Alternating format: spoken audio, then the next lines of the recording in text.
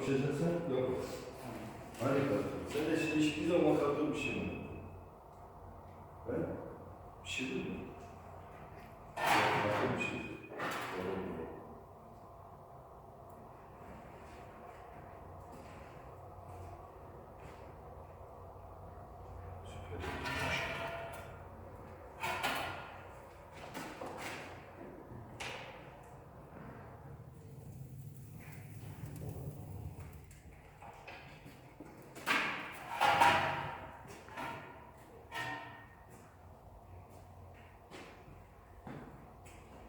Şeydeki gibi yapma.